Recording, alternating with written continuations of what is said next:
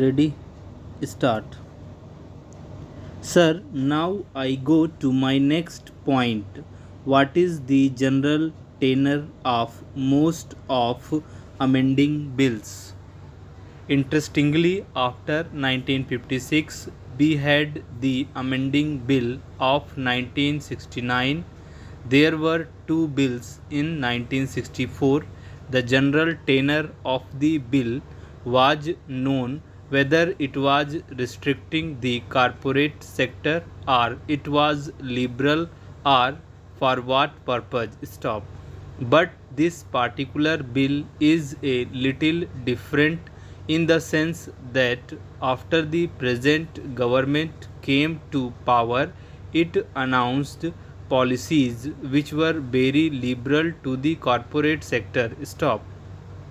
Liberal does not mean that they can break the laws. Stop. Liberal means that the government lays down the framework of industrial policy, and within the framework of that policy government wants to give the corporate sector a little leeway to operate. Stop. But here I find under section 270 or section 372 a whole new definition is given to intercorporate deposits. Stop. Including deposits within the meaning of loan not only creates trouble for the corporate sector, it is violence to the English language. By no stretch of imagination can a deposit be termed a loan. Stop. We are making deposits in banks.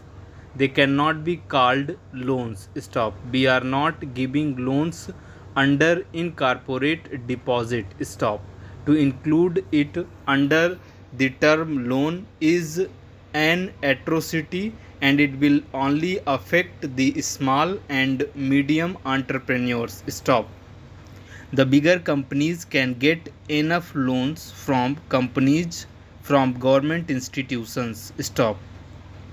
In spite of our talk of socialism and decentralization, it is always the bigger companies which get the larger cake out of the government resources, and it is the small and medium people who are hit hard by this provision. Stop.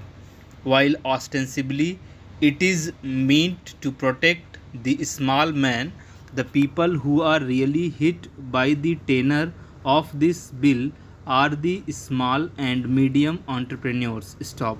The MRTP and FERA companies are not affected by this bill at all. Stop.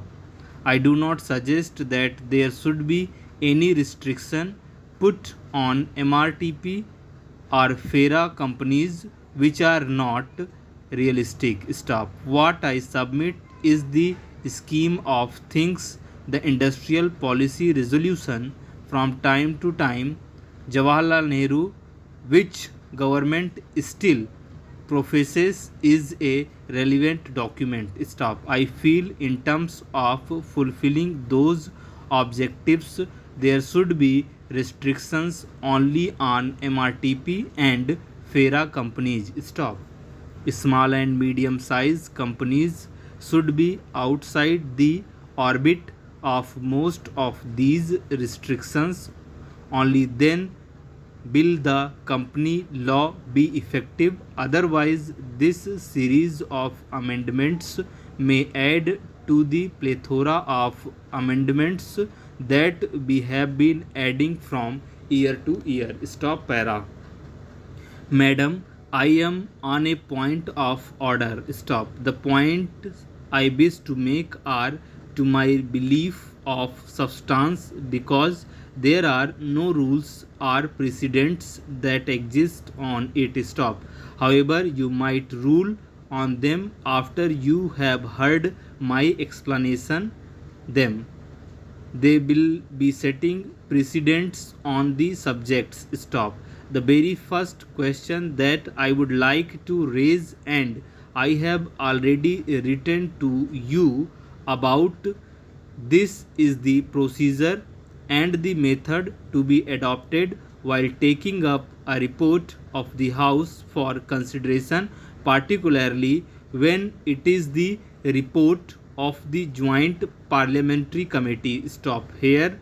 I would like to make a distinction between the methodology that is being adopted today and that which has been adopted by our parliament ever since it came into existence. Stop.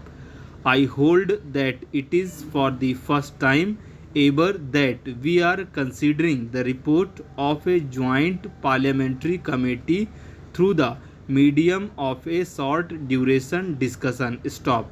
A short duration discussion in this house are, I believe, Rule 193 in the other house is a parliamentary device for airing news, for expressing or giving voice to a concern which is of some immediate public importance. Stop.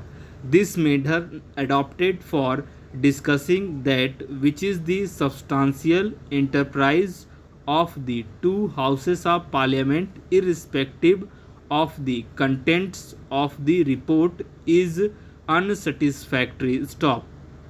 If this were merely to be discussed through the medium or the parliamentary device of short duration discussion, I do not think we are doing justice to report of a joint parliamentary committee. Stop. Now we would have accepted, and it would have been normal to accept, that in as important a matter as the report of a joint parliamentary committee, the government had come forward with a substantive motion that they accepted the report or not should have been made known to the House. Stop. Had they come forward with a substantive motion, perhaps some of us might have given motion of amendments. Stop. I have personally given notice of the motion, yet no day was named. Stop. My esteemed colleague has also given notice of the motion that this report be considered on a substantive motion and not through the medium of a short duration discussion. Stop. Had that been done, we would have been entitled to the following on some of the amendments that I have moved.